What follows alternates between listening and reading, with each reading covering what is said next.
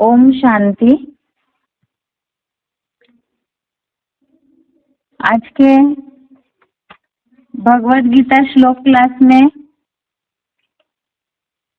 तीसरे अध्याय का चौथा श्लोक, अध्याय 3, श्लोक नंबर 4। श्लोक है, न कर्मणा मनारंभात् नैष्कर्म्यं पुरुषोऽश्नुते न च सन्न्यसनादेव सिद्धिं समधिगच्छति। श्लोक दोबारा, न कर्मणा मनारंभात् नैष्कर्म्यं पुरुषोऽश्नुते न च सन्न्यसनादेव सिद्धिं समधिगच्छति। श्लोक का संधि विच्छेद है,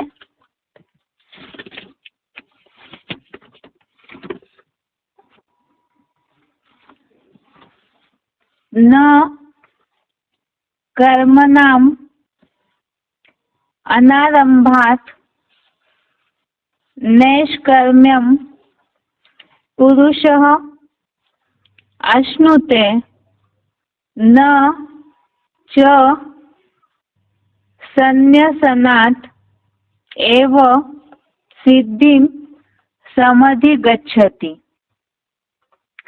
संधि विच्छेद दोबारा, न कर्मणाम् अनारंभात् नैष्कर्म्यं पुरुषः अश्नुते न च सन्न्यसनात् एव सिद्धिं समधिगच्छति। शब्दों का अर्थ है, पुरुषः अर्थात व्यक्ति, कर्मणाम अर्थात कर्मों का, अनारंभात अर्थात आरंभ न करने से, नैष्कर्म्यम अर्थात कर्महीनता को, न अश्नुते अर्थात नहीं पाता, च अर्थात वैसे ही, सन्न्यसनादेव अर्थात संपूर्ण त्याग से भी, सिद्धिम अर्थात सिद्धि, न समधिगच्छति अर्थात संपूर्णतया नहीं प्राप्त हो सकती। शब्दों का अर्थ दोबारा, पुरुषः अर्थात व्यक्ति, कर्मणाम अर्थात कर्मों का, अनारंभात अर्थात आरंभ न करने से, नैष्कर्म्यम अर्थात कर्महीनता को, न अश्नुते अर्थात नहीं पाता, च अर्थात वैसे ही, सन्न्यसनादेव अर्थात संपूर्ण त्याग से भी, सिद्धिम अर्थात सिद्धि, न समधिगच्छति अर्थात संपूर्णतया नहीं प्राप्त हो सकती।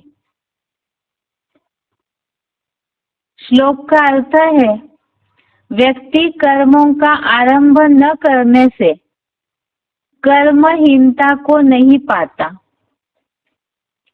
वैसे ही संपूर्ण त्याग से भी सिद्धि संपूर्णतया नहीं प्राप्त हो सकती। व्यक्ति कर्मों का आरंभ न करने से कर्महीनता को नहीं पाता, वैसे ही संपूर्ण त्याग से भी सिद्धि संपूर्णतया नहीं प्राप्त हो सकती। अर्थात तीसरे अध्याय पूरी तरह से कर्मयोग के लिए ही बताया हुआ है। भगवत गीता एक खास धर्म क्षेत्र और कुरुक्षेत्र की भूमि में बताया हुआ शास्त्रों है, इसीलिए ही इसमें धर्मानुकूल कर्म कैसे करने हैं और वो कर्मों का जो युद्ध क्षेत्र है उसमें मूल बात तो है सारा कर्मों का ही खेल है, इसीलिए ही उन कर्मों के आधार से ही किस तरह से प्राप्ति हो सकती है, उसी के बारे में ही भगवत गीता में खास श्रीमत दिया हुआ है। इसीलिए ही शुरुआत में जो हमने शुरू के 2-3 श्लोक देखे तीसरे अध्याय में, उसमें यही बात बताई है कि भगवान आकर के कर्म योग बुद्धि योग के बारे में बताते हैं, जिसमें अर्जुन की बुद्धि भी भ्रमित हो रही थी। तो इसीलिए भगवान ने अर्जुन को उसके बारे में स्पष्टीकरण देना शुरू किया, जिसमें कल के श्लोक में देखा कि सांख्य योग एक पृथक नहीं है, अर्थात ज्ञान की मनन चिंतन प्रणाली और कर्म सहित योग, ये वास्तव में ही दोनों के द्वारा ही वही पद की प्राप्ति होती है। अभी यहाँ कर्मों के बारे में और विस्तार से आगे के श्लोकों में बताया है। इसमें सबसे पहली बात, जो द्वापर युग से ही कईयों ने सिद्धि प्राप्त करने के लिए या कुछ प्राप्ति हो, इसके लिए ही अपने अनुसार अलग अलग तरीके अपनाए हैं। और उसके बारे में ही सबसे पहले यहाँ बताया, व्यक्ति कर्मों का आरंभ न करने से कर्महीनता को नहीं पाता।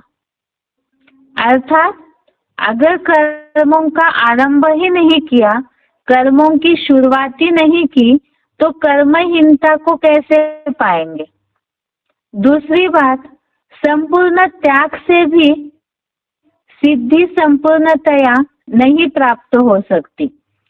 इसका मतलब खास तो है, जैसे आगे के श्लोकों में भी ये बात क्लियर की गई है कि अनिवार्य कर्म तो मनुष्य को करने ही चाहिए। भगवत गीता में कहीं भी हठयोगी बनने के लिए नहीं बताया है। अभी के श्लोक का अर्थ क्लैरिफिकेशन सहित देखेंगे तो और अच्छे से समझ में आएगा, जिसमें से सबसे लिखा हुआ है निवृत्त व्यक्ति, अर्थात निवृत्त अर्थात जैसे सन्यासियों की तरह, ऐसे निवृत्त अर्थात दूर रहने वाले ऐसे व्यक्ति जो कर्मों का आरंभ न करने से कर्मों की शुरुआत ही नहीं की, तो कर्महीनता रूप संपूर्ण त्याग को नहीं पाता है। क्योंकि जिन्होंने शुरुआत ही नहीं की है, तो उन्हें संपूर्ण त्यागी कैसे कहा जाएगा। दूसरी बात, वैसे ही बिना विचारे समुचित और अनिवार्य कर्मों के संपूर्ण त्याग से भी जीवन रहते दुखों से मुक्ति व जीवन मुक्ति रूप सिद्धि संपूर्णतया नहीं प्राप्त हो सकती। अर्थात द्वापर युग से जब से ही दुखों की शुरुआत हुई, वैसे ही मनुष्यों के मन में ये बातें आने लगी कि कर्म करने से, कर्मों के कारण संबंध संपर्क बढ़ने से ही दुखों की निर्मित हुई, दुखों की शुरुआत हुई। इसीलिए कर्मों को शुरू ही न करें, या तो कर्मों को पूरी तरह से त्याग करके बैठे। जैसे हठयोगी लोग सब कुछ छोड़ करके, जैसे प्राणायाम चढ़ाना, कुंभक चढ़ाना, इस तरह की जो अलग अलग हठयोग की प्रक्रियाएं करते हैं, तो वो बहुत ही कठिनाई भी होती है। और ऐसे तो देखने में नहीं आता है कि उन सारी प्रक्रियाओं के द्वारा किसी ने जीवन रहते रहते जीवन मुक्त अवस्था अर्थात जीवन में रहे भी और सुख शांति की महसूसता हुई हो, बिल्कुल उनकी आत्मा मुक्त अवस्था का अनुभव कर रही हो, ऐसे कोई भी बात का प्रूफ नहीं मिलता है पुरातन जमाने से ही। और भगवत गीता तो सात्विक अवस्था का बना हुआ शास्त्र है। इसमें कहीं भी सब कुछ छोड़ करके बैठने के लिए नहीं बताया है सिद्धि प्राप्ति के लिए। गीता में खास ये बात आई है सर्व संकल्प संन्यस्त, अर्थात संकल्पों का त्याग हो। जैसे हमने दूसरे अध्याय में बहुत से श्लोक देखे जिसमें खास बात बताई है 5 विकारों से रिलेटेड, लालसा रहित, ममताहीन, ऐसी जो भी बातें बताई है, विकारों से मुक्ति, जहाँ अनासक्त भाव हो, ऐसे होकर के कर्म करने के लिए बताया है। लेकिन कहीं भी कर्म छोड़ने के लिए भगवत गीता में कोई भी श्लोक ऐसा नहीं मिलेगा। इसीलिए यहाँ भी आज के श्लोक में यही बात बताई है, कोई ऐसे भी है जो कर्मों का आरंभ ही नहीं करते, कर्मों की शुरुआत ही नहीं करते, तो उन्हें संपूर्ण त्याग कैसे कहेंगे।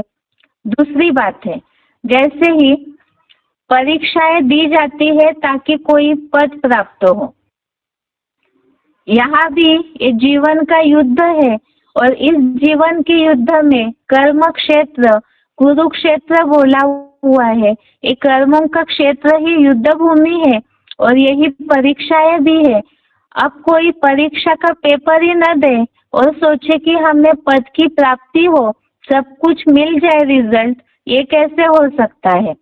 इसी तरह से यहाँ भी बिना सोचे समझे पूरे ही कर्मों का त्याग कर लिया, या अनिवार्य जो कर्म है, अगले श्लोक में जो अनिवार्य कर्म बताया है जिसके बिना व्यक्ति क्षण भर भी नहीं रह पाता है, प्रकृति के द्वारा ये शरीर बना हुआ है और उसके रिलेटेड जो कर्म करने हैं वो तो करने ही है, उसको भी छोड़ करके अगर हठयोग करते हैं तो इससे भी संपूर्णतया सिद्धि नहीं प्राप्त हो सकती है।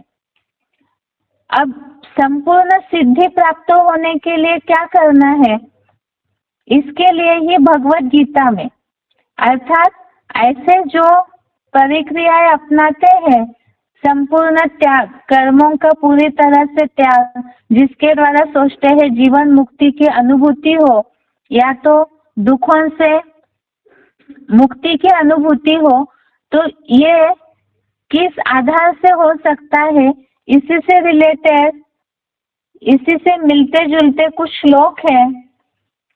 इस हफ्ते में हमने और भी जो भी कल का श्लोक भी देखा, उससे रिलेटेड 5वें अध्याय के श्लोक देखे थे।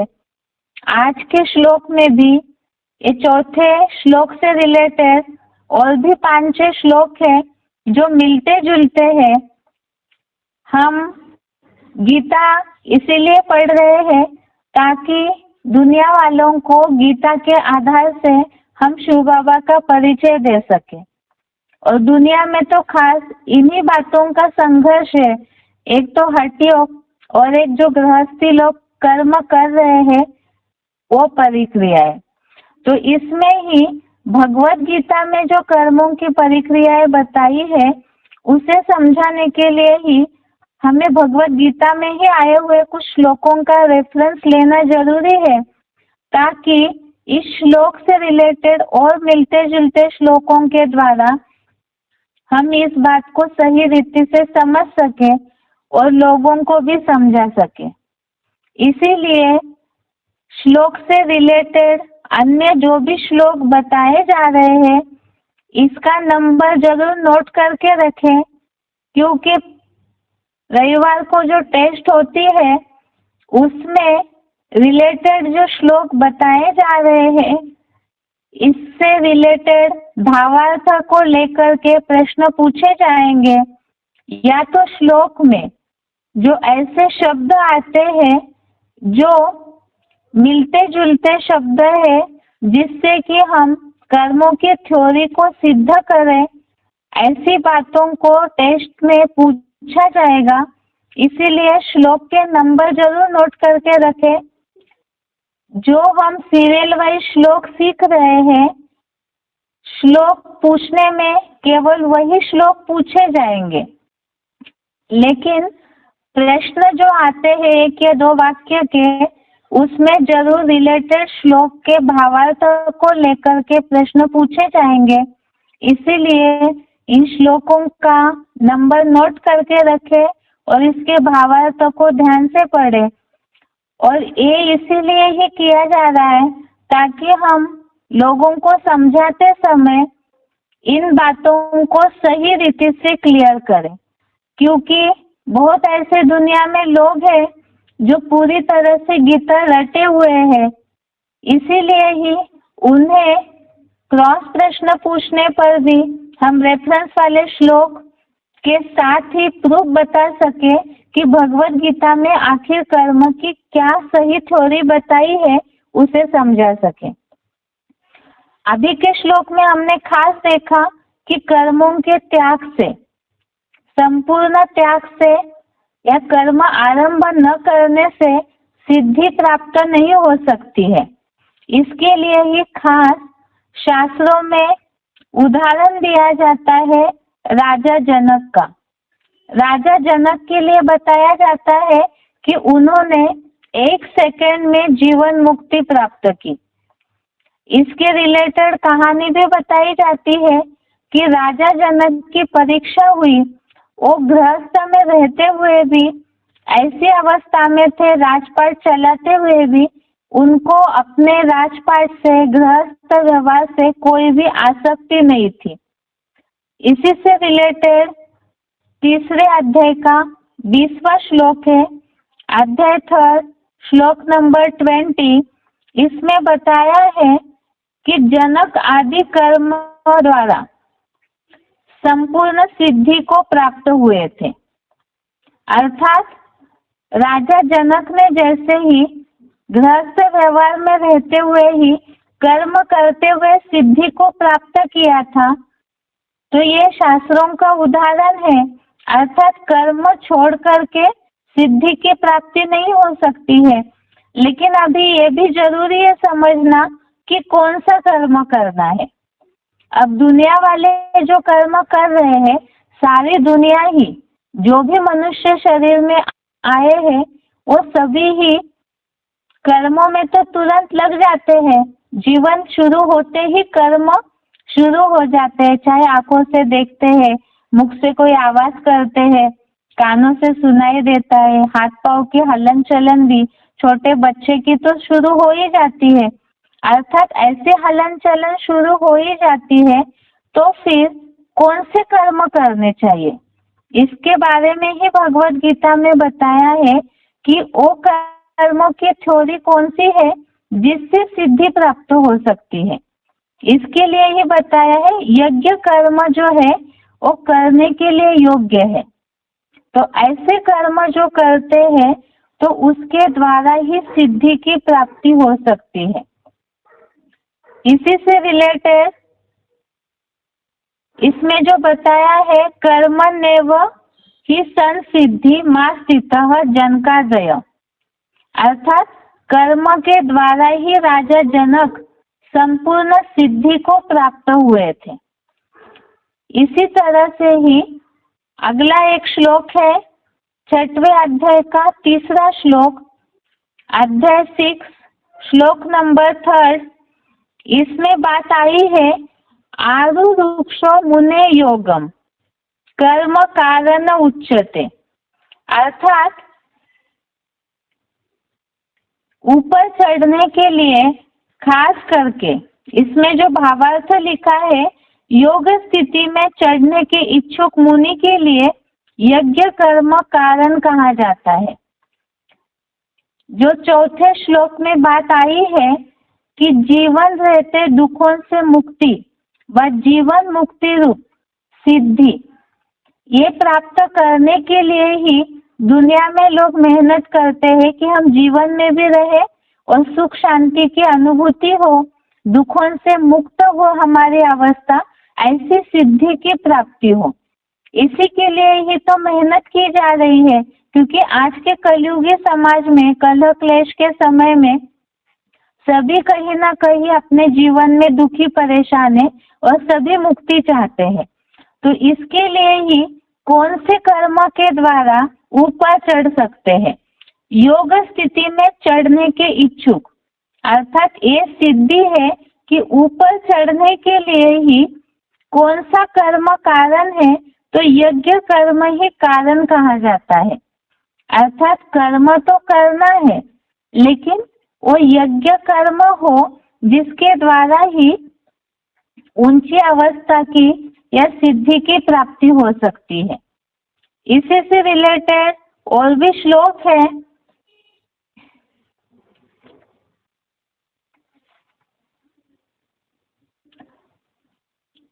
आगे का श्लोक है 5वें अध्याय का 6वां श्लोक, अध्याय 5 श्लोक नंबर 6। इसमें यह बात आई है, जैसे हठयोगी लोग हैं तो उन्हें बहुत सारे शरीर को तकलीफ देनी पड़ती है। हठयोगी सन्यासी जो है, जो यहाँ श्लोक में बात आई है कि समुचित कर्म या अनिवार्य कर्मों को संपूर्ण त्यागते हैं, तो ऐसे जो लोग हैं तो उनको सिद्धि प्राप्त करने के लिए बहुत कठिनाई होती है, बहुत मेहनत करनी पड़ती है। उसके बावजूद भी जिस तरह से जीवन मुक्त अवस्था का अनुभव होना चाहिए वो नहीं होता है। यही बात 5वें अध्याय के 6वें श्लोक में बताई है, अध्याय 5 श्लोक नंबर 6। इसमें यह बात आई है, संन्यास तो कर्म योग बिना दुख पूर्वक प्राप्त होता है।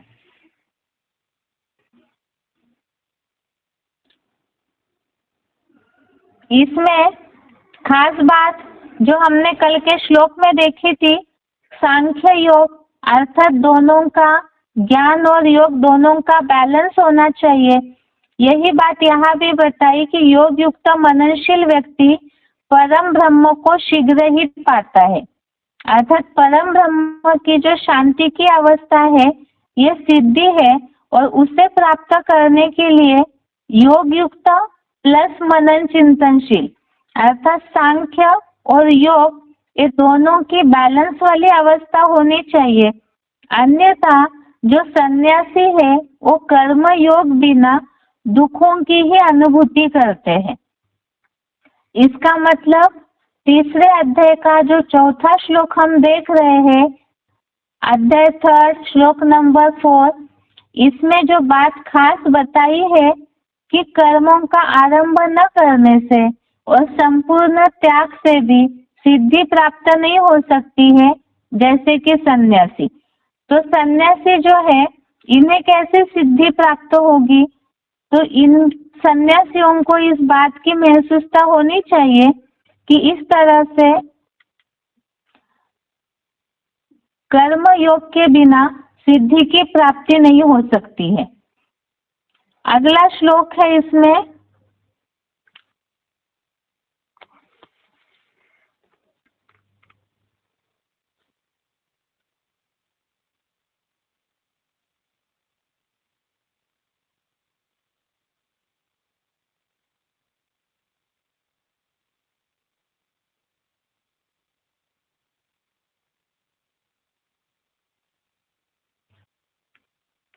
आगे का श्लोक है इसी में कनेक्टेड।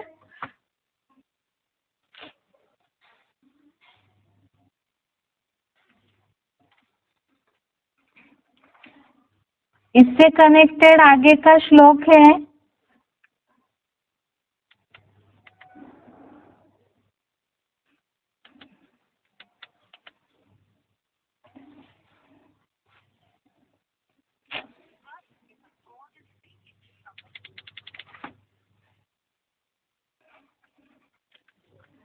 अठारहवें अध्याय का 45वां श्लोक। इसमें यह बात 46वां श्लोक, अध्याय 18 श्लोक नंबर 46, इसमें यह बात आई है,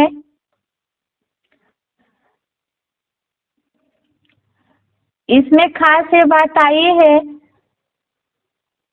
जहाँ प्राणियों की क्रिया होती है जिससे यह सारा वृक्ष विस्तृत हुआ है, उसकी अपने कर्म से अच्छे से अर्चना कर। क्लैरिफिकेशन में ये बात खास लिखी है कि जो यज्ञ पीता है उसकी अपने कर्मों के द्वारा अच्छे से अर्चना कर, तब ही मनुष्य सिद्धि को पाता है।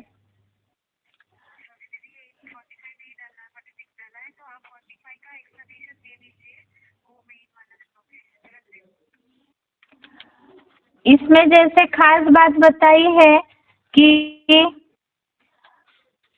कर्मों की सिद्धि की बात चल रही है, खास सारी दुनिया कर्मों की मेहनत के लिए ही सारा कर रही है, सिद्धि प्राप्त करने के लिए ही सब कुछ कर रही है। तो इसमें खास बात है कि जो यज्ञ पिता है, परम ब्रह्म वाली जो आत्मा है, वो तो पूरी तरह से सिद्धि प्राप्त की हुई है। तो उस यज्ञ पिता के यज्ञ कर्मों को अगर करते रहेंगे तो उसी तरह से सिद्धि की प्राप्ति की अनुभूति होगी। इसी के साथ साथ 18वें अध्याय का 45वां श्लोक, अध्याय 18 श्लोक नंबर 45, इसमें अध्याय 18 श्लोक नंबर 45 में ये बात खास आई है। श्लोक नहीं पढ़ेंगे, केवल इसका अर्थ देखिए। भावार्थ में लिखा है कि अपने अपने कर्मों से सदा लगा हुआ मनुष्य संपूर्ण सिद्धि रूप वैकुंठ को पाता है। स्वकर्म में लगा हुआ कोई भी वर्ण का पुरुषार्थी जैसे सिद्धि को पाता है, उसे सुन। वो तो आगे के श्लोकों में बताया है।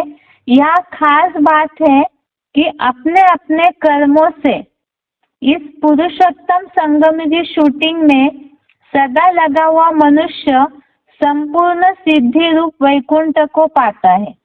अब अपने अपने कर्म, इसे हमने समझा है इसके पहले कि खास जो यज्ञ कर्म है वो त्यागने योग्य नहीं है, ऐसी बात भगवत गीता में आई हुई है। उसके साथ साथ ही जो यज्ञ पिता है उसकी अच्छे से अर्चना कर तो सिद्धि को प्राप्त करेगा।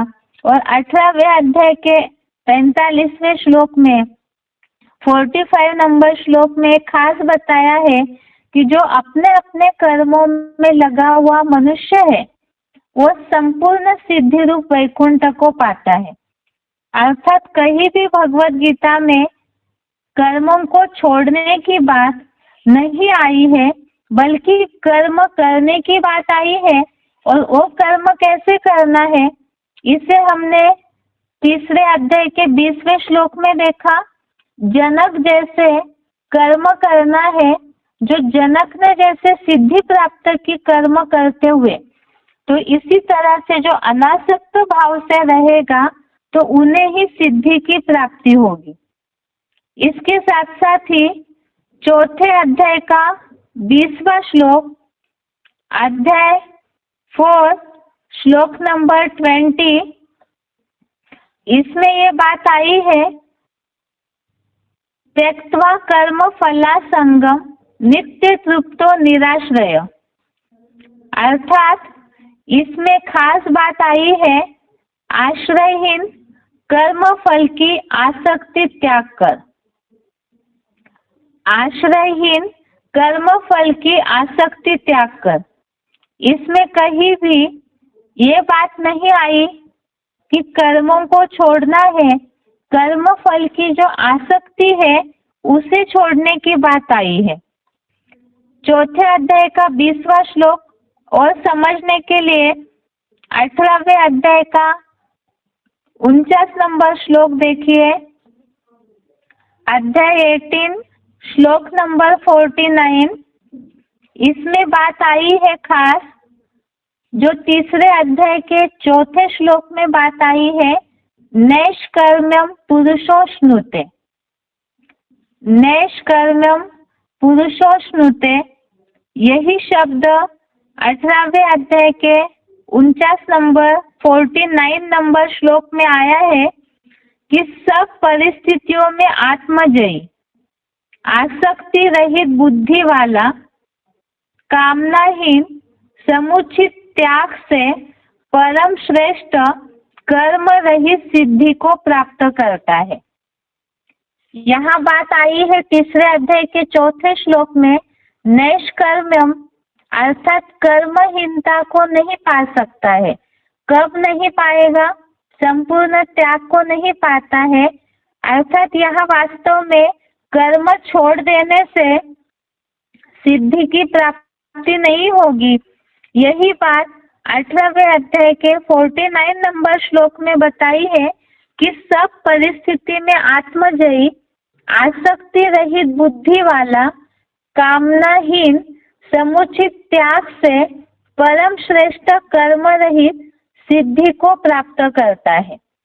यहाँ नैष्कर्म्यम ये जो बात आई है, कर्महीनता या कर्म रहित ऐसे भावार्थ से बात आई है, तो यहाँ पर सिद्धि प्राप्त करने के लिए जरूरी है आसक्ति रहित होना। दूसरे अध्याय में भी हमने एक बात देखी थी, दूरे न हैवरम कर्म बुद्धि योगा धनंजय। इस बात में भी ये बात आई कि कर्मों से दूर रहना, अर्थात जो परमात्मा की याद के बिना जो कर्म करते हैं, वास्तव में वो कर्म जो है अत्यंत नीचा है। कर्म तो करना ही है, लेकिन उसके लिए खास बात बताई है, कर्म के साथ योग शब्द जुड़ा हुआ है और साथ साथ फल की अपेक्षा नहीं रखनी है। इस श्लोक का एक बार सार समझते हैं सारे श्लोकों के रेफरेंस के साथ।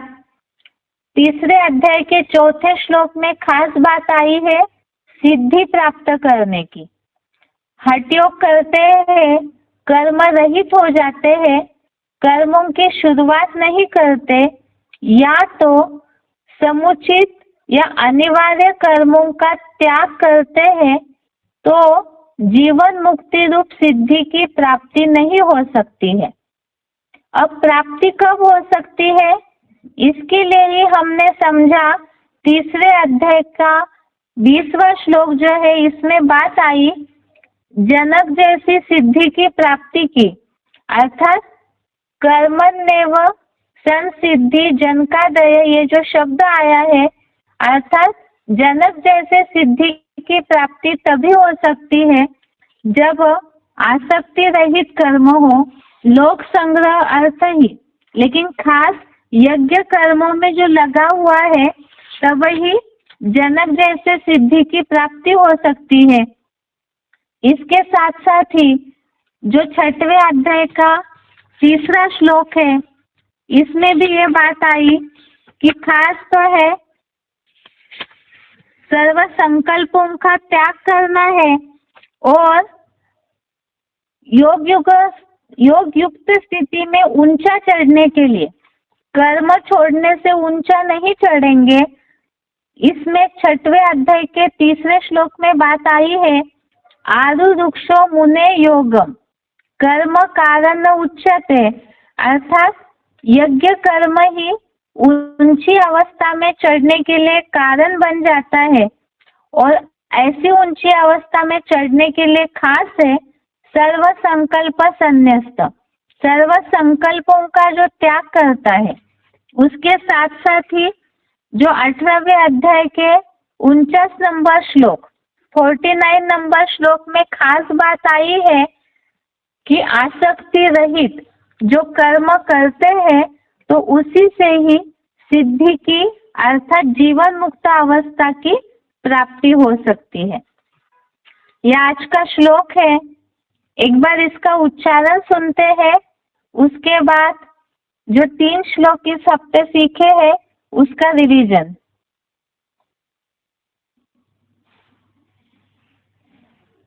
न कर्मणा मनारम्भा नैष्कर्म्यं पुरुषोऽश्नुते न च संन्यसनादेव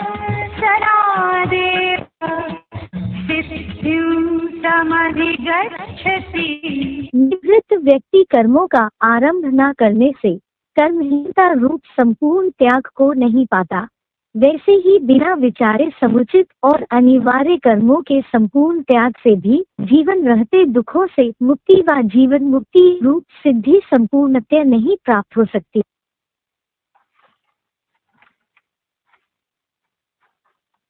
न कर्मणा मनारम्भा नैष्कर्म्यं पुरुषोऽश्नुते न च संन्यसनादेव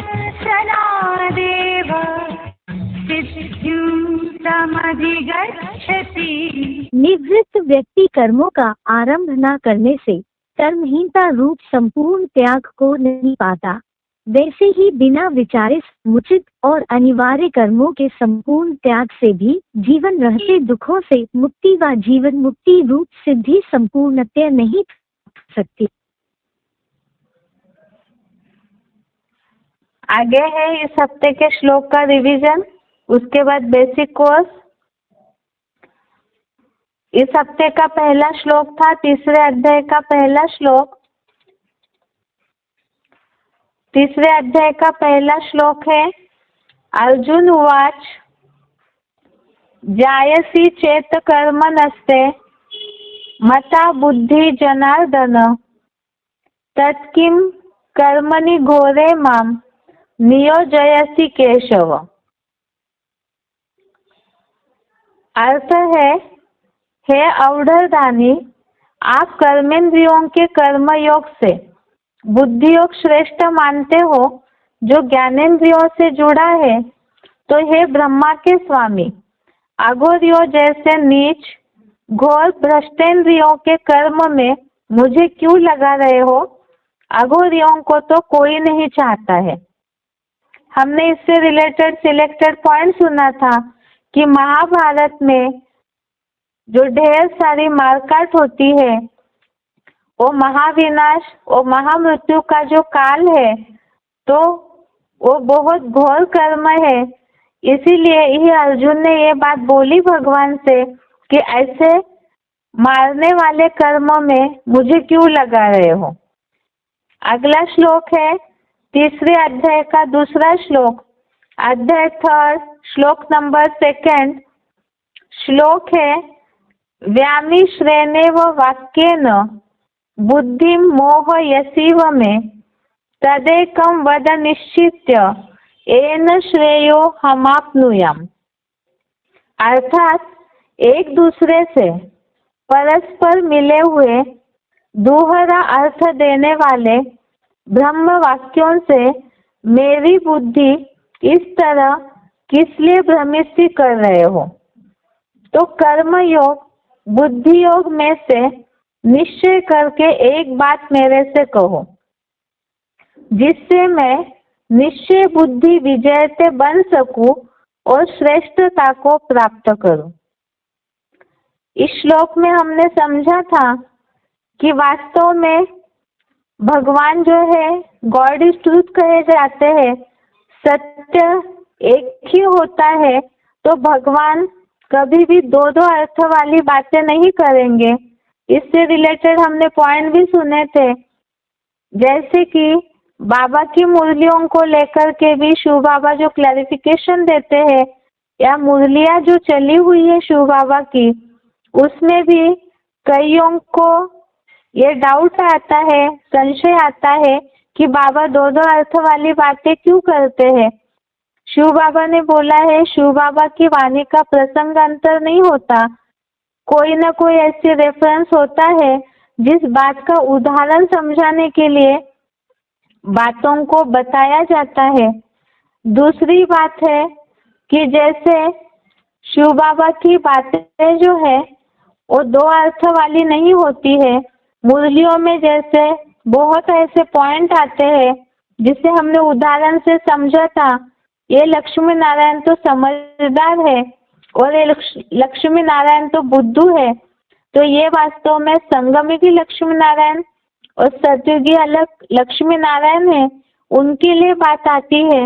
इसी तरह से बाबा की मुरलियों का गुह्य राज होता है। देहवान अगर है तो शिव बाबा की मुरलियों के उन गुह्य रहस्यों को सही मायने में समझ नहीं पाएंगे। दूसरी बात, सागर मंथन के समय जैसे असुरों ने सांप का मुंह पकड़ा और देवताएं फॉलो करते रहे, पूछ पकड़े, इसी तरह से कलह क्लेश के युग में जब आसुरी बुद्धि हो जाते हैं तो शिव बाबा की बातों को भी ऐसे क्यों बोला, वैसे क्यों बोला, ये बात टैली नहीं होती है। इस तरह की देहभान वाली स्थिति होने के कारण शिव बाबा की बातों को पकड़ते हैं, जबकि मुरलियों में सारा राज क्लियर किया हुआ है। जब देहभान हटे और मुरलियों को गहराई से सुने, तभी निश्चय बुद्धि हो सकते हैं और कल्याण की अवस्था को प्राप्त कर सकते हैं। अगला श्लोक है तीसरे अध्याय का तीसरा श्लोक, 3rd नंबर श्लोक। भगवान उवाच लोकेस्मिन् द्विविधा निष्ठा पुरा प्रोक्ता मया नघ ज्ञान योगेन सांख्यानाम कर्म योगेन योगिनाम। अर्थात हे निष्पाप, मैंने इस कलयुगांत में पुरुषोत्तम संगम की शूटिंग के लोक में 2 तरह की निष्ठा प्रणाली कही थी। ज्ञान योग द्वारा कपिल जैसे ज्ञानियों की और गृहस्थियों के कर्म सहित योग द्वारा कर्म योगियों की। इसमें खास हमने समझा था कि शिव बाबा जो है, यहाँ कर्म करने की बात आई है, कर्म करने की तरीका क्या होना चाहिए, इसमें संगम युग पर बातें बताई है कि एक तो ज्ञान का मनन चिंतन करने वाले और दूसरा कर्म सहित योग वाले।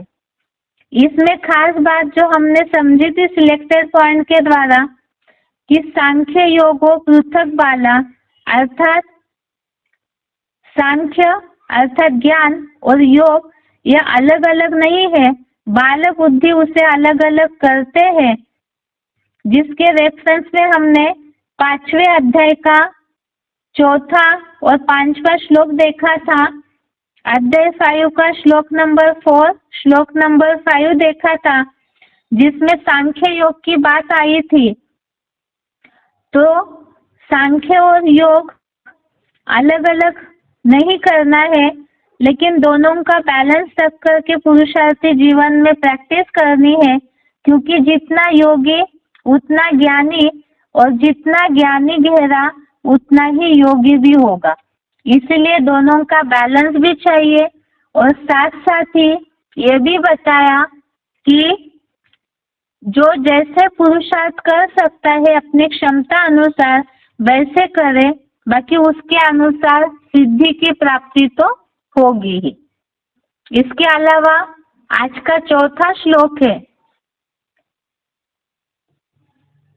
3रे अध्याय का 4 नंबर श्लोक, न कर्मणा मनारंभात् नैष्कर्म्यं पुरुषोश्नुते न च सन्न्यसनादेव सिद्धिं समधिगच्छति। निवृत्त व्यक्ति कर्मों का आरंभ न करने से कर्महीनता रूप संपूर्ण त्याग को नहीं पाता, वैसे ही बिना विचारे समुचित अनिवार्य कर्मों के संपूर्ण त्याग से भी जीवन रहते दुखों से मुक्ति व जीवन मुक्ति रूप सिद्धि संपूर्णतया नहीं प्राप्त हो सकती। इस श्लोक को समझने के लिए ही हमने 3रे अध्याय का 20वां श्लोक देखा था, अध्याय 3rd का श्लोक नंबर 20 देखा था, जिसमें जनक जैसे सिद्धि की बात आई। 6वें अध्याय का 3रा श्लोक देखा था, अध्याय 6 श्लोक नंबर 3, इसमें कर्मों के द्वारा ही योगी जो है ऊंची अवस्था को प्राप्त कर सकते हैं, लेकिन वो कर्म कौन सा होना चाहिए? यज्ञ कर्म होना चाहिए। इसके अलावा 18वें अध्याय का 45वां श्लोक देखा था, 45 नंबर श्लोक अध्याय 18 का, इसमें जो बात आई है नैष्कर्म्यम, अर्थात आसक्ति रहित कर्म हो, फलों की आसक्ति न हो, अनासक्त भाव से कर्म करते हो, तभी सिद्धि की प्राप्ति हो सकती है, जिसके लिए ही 4थे अध्याय का 20वां श्लोक भी हमने देखा था, अध्याय 4 का श्लोक नंबर 20। तो ये आज का श्लोक हो गया। मुरलियों में भी अव्यक्तवाणियों में भी बाबा ने बोला है कर्मों की गति बहुत गुह्य है। भगवत गीता में भी यही कर्मों की जो गहन गति है, श्लोक में भी ये शब्द आया है कर्मों की गहना कर्मणो गति, अर्थात कर्मों की गति बहुत गहन है। तो इसे समझने के लिए ही इस श्लोकों का सही रीति से अध्ययन करना जरूरी है, तभी हम अपने जीवन में भी कर्मों की थ्योरी को समझ सकते हैं। और जिन्हें हमें ज्ञान समझाना है सभी कर्म की थ्योरी में ही उलझे हुए हैं। तो इस सारे श्लोकों के साथ साथ यदि हम ज्ञान समझाएंगे सही रीति से, तभी लोगों को भी ज्ञान की बातें समझ आएगी और निश्चय बुद्धि होंगे। ये आज का श्लोक हो गया, रिवीजन हो गई कल के टेस्ट के हिसाब से। अभी आगे बेसिक कोर्स, बेसिक कोर्स में कल हम देख रहे थे आसुरों के लक्षण। आसुरों के लक्षण में 16वें अध्याय का 4था श्लोक देखा था। लिंक जोड़ने के लिए रेफरेंस बता रहे हैं।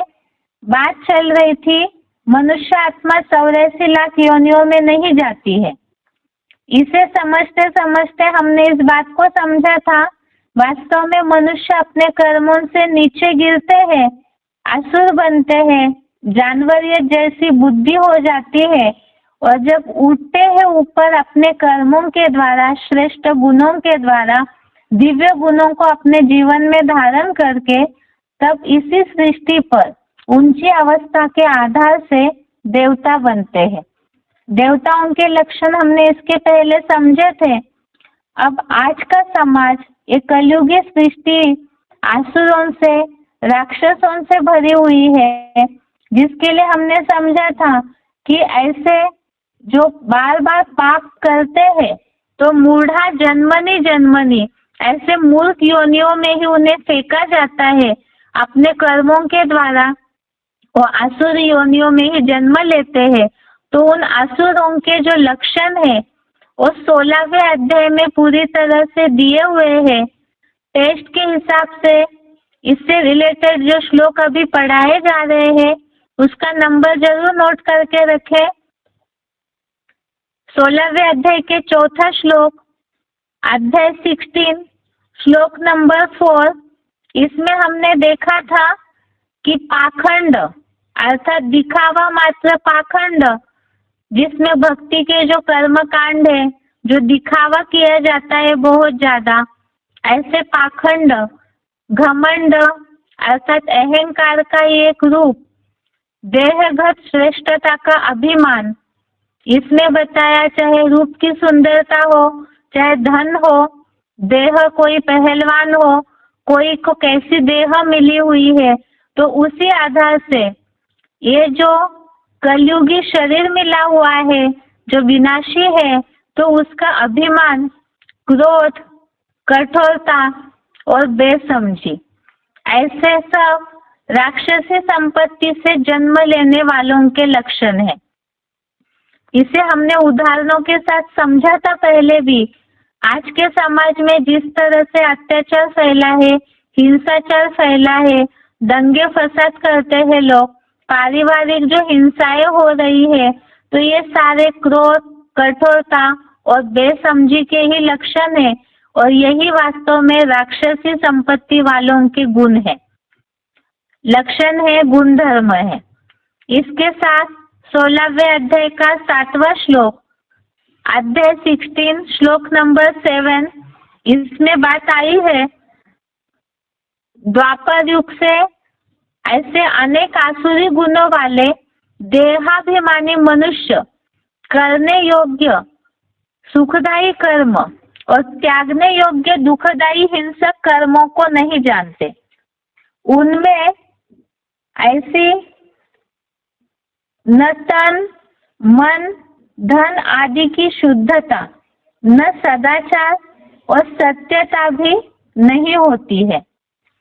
इसमें खास त्यागने योग्य कर्म और करने योग्य कर्मों में जो निर्णय नहीं ले पाते हैं, तो ये सारे असुरों के ही लक्षण है।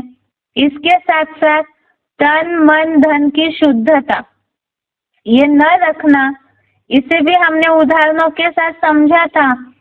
तन की शुद्धता के बारे में तो सब जानते हैं, फिर भी आज की पाश्चिमात्य संस्कृति को, विदेशी परंपराओं को अपनाने के कारण लोग तन की शुद्धता भूल गए, उसे ही अंधश्रद्धा माना जाता है या सोचते हैं ये सारे ही पिछड़ी जमाने की बातें हैं, पुराने जमाने की बातें हैं, इसे क्या फॉलो करना है।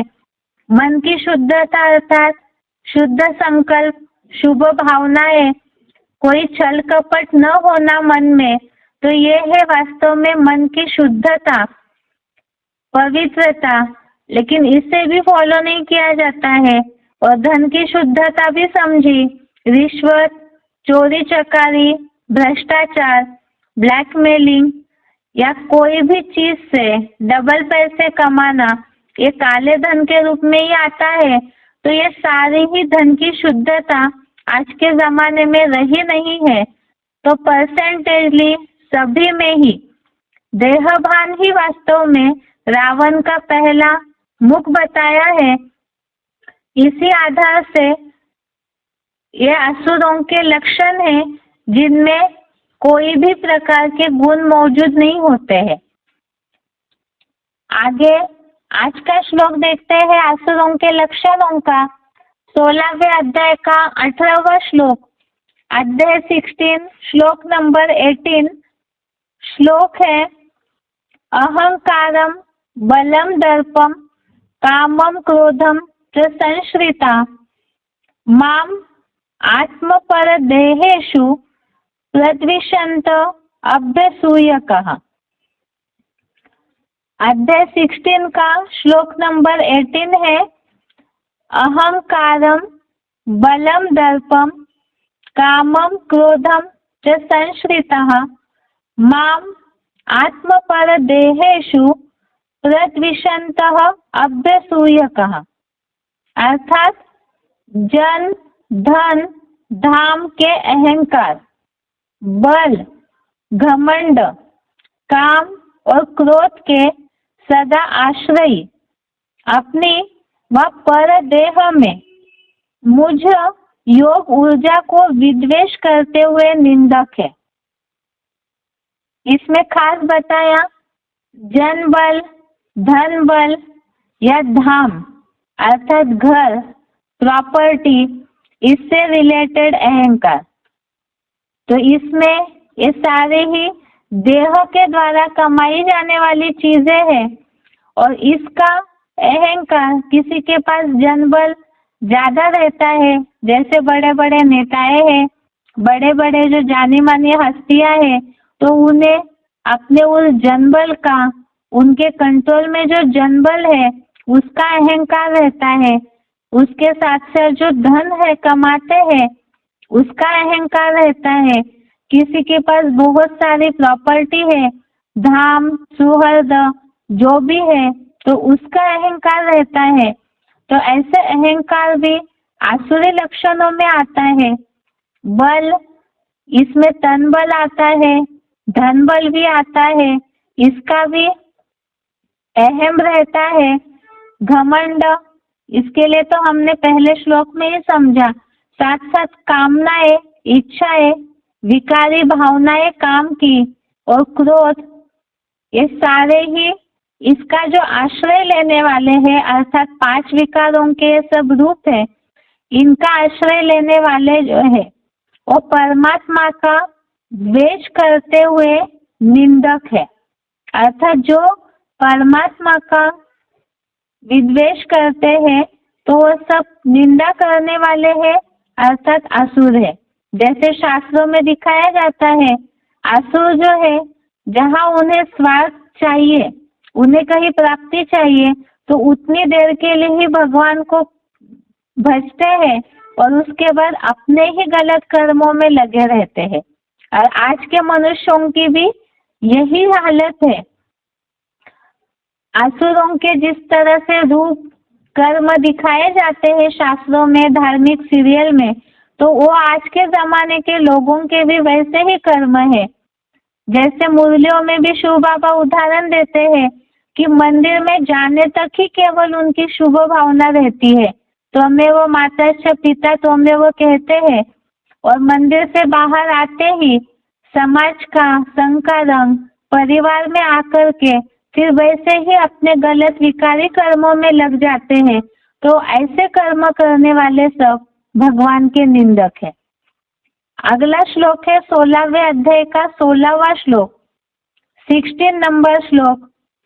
अनेक चित्त विभ्रांता मोह जाल समारुता प्रसक्ता काम भोगेषु पतंती नरके असुचो। श्लोक दोबारा देखिए, 16 नंबर श्लोक। अनेक चित्त विभ्रांता मोह जाल समारुता प्रसक्ता काम भोगेषु पतंती नरके असुचो।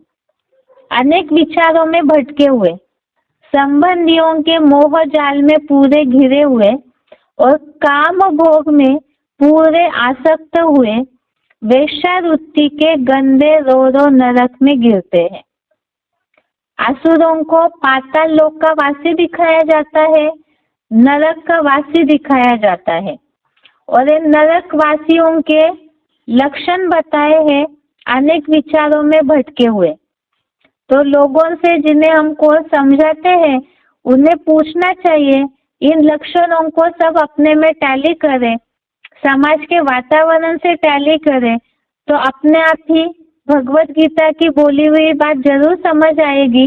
आज के जमाने में कोई भी ऐसा न हो जिसका मन भटकता न भटकता हो, तो फिर लोग आज मेडिटेशन के पीछे क्यों भाग रहे हैं?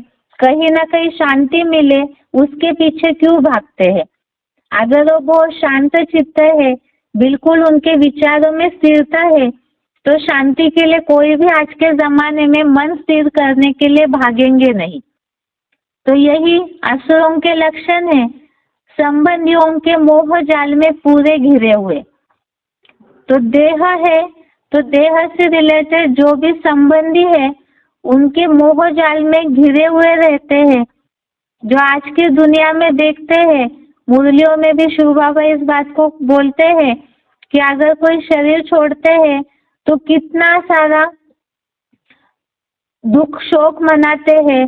कोई कोई तो उसके पीछे मुरली में बात आई है कि पागल हो जाते हैं, अपना भी नुकसान कर लेते हैं।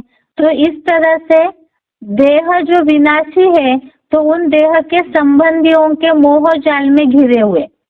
और साथ में भगवत गीता में और भी एक शब्द आया है, कामोपभोग परमा, अर्थात यहाँ पर काम भोग में ही पूरे आसक्त हुए। तो आज की दुनिया में जैसे बहुत से लोग हैं जिन्हें अगर ज्ञान सुनाने जाए तो सबसे पहले ये पूछते हैं कि ज्ञान में तो पवित्रता को पालन करना होता है, सब छोड़ने बोलते हैं, तो ये सृष्टि कैसे बढ़ेगी? दुनिया वालों को सबको सृष्टि बढ़ने की चिंता लगी हुई है, लेकिन देवताओं ने जैसा पवित्र जीवन अपनाया है तो वो कैसे पवित्र बने कि पूजा योग्य बने, जो जाके सारी दुनिया मंदिरों में सिर झुकाती है, इसके बारे में कोई नहीं सोचते हैं। इसलिए नहीं सोचते हैं क्योंकि उनकी खुद की इच्छाएं, आसक्ति पूरी नहीं हुई है। तो इसीलिए इस तरह से बातों में भटका करके अपनी इच्छाएं पूरी करने में लगे हुए रहते हैं। इसीलिए भगवत गीता में खास ऐसे असुरों के लक्षण बताए हैं कि जो इन्हीं विकारों में पूरी तरह से घिरे हुए जो है और नरक में गिरते हैं। और कलयुगी जो समाज है, इन सबकी यही मानसिकता है परसेंटेजली नंबरवार। तो ऐसे असुरों के लक्षण बताए हैं। 16वें अध्याय का 21वां श्लोक, अध्याय 16 श्लोक नंबर 21। त्रिविधम नरकस्य इदम द्वारम नाशनम आत्मनः कामः क्रोधः तथा लोभः तस्मात् एतत् त्रयम् त्यजेत्। अर्थात काम, क्रोध और लोभ ये आत्मा के तन, मन, धन और बुद्धि के नाशक नारकीय त्रिविध द्वार है। ये तीनों महाशत्रुओं के मानिंद त्याज्य है। अर्थात काम, क्रोध और लोभ ये नरक में ले जाने वाले द्वार है, इन्हें त्यागना चाहिए। अर्थात ये भी आसुरों के लक्षण है। इन सारे ही जो हमने एग्जाम्पल के लिए 5 श्लोक देखे आसुरों के लक्षण के, तो ये परसेंटेजली मनुष्य खुद अपने में, जिन्हें भी हम ज्ञान समझाते हैं उन्हें बोलना है कि खुद अपने में चेक करें कि हमारे में परसेंटेजली अवगुण है या नहीं है, क्योंकि ये तो भगवान ने गीता में आसुरों के लक्षण बताए हैं। तो इसी सृष्टि पर मनुष्य अपने देह भान की मिट्टी में इतना रम जाता है, विनाशी देह में इतना रम जाता है और उससे रिलेटेड विकारी भावनाओं में कि वो गिरी हुई जो स्थिति है वही वास्तव में नरकीय स्थिति है। अर्थात 5 विकारों से वशीभूत जो मनुष्य है वही वास्तव में असुर कहा जाता है। इसीलिए ही गीता के आधार से ही हमने समझा कि अलग से जानवर योनियां कोई होती नहीं है।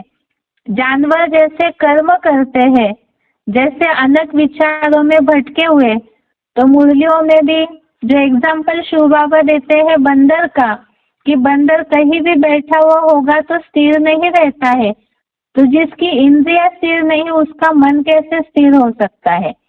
तो ऐसे ही जानवर जैसे ही सब मनुष्यों की स्थिति है। इसीलिए ही यही वास्तव में मनुष्य ही आसुरी रूप धारण करता है कलयुगांत में। यह है बेसिक कोर्स, और टेस्ट के लिए भी यही आसुरों के लक्षण वाले श्लोक है। इसके साथ साथ ही आज का गीता का क्लास पूरा होता है। अगले हफ्ते में हम मनुष्य जन्म कौन सा श्रेष्ठ है, कैसे श्रेष्ठ है, सृष्टि की आयु लाखों वर्ष है या नहीं है, इसके बारे में समझते हैं। आज के लिए यहाँ तक ही। ओम शांति।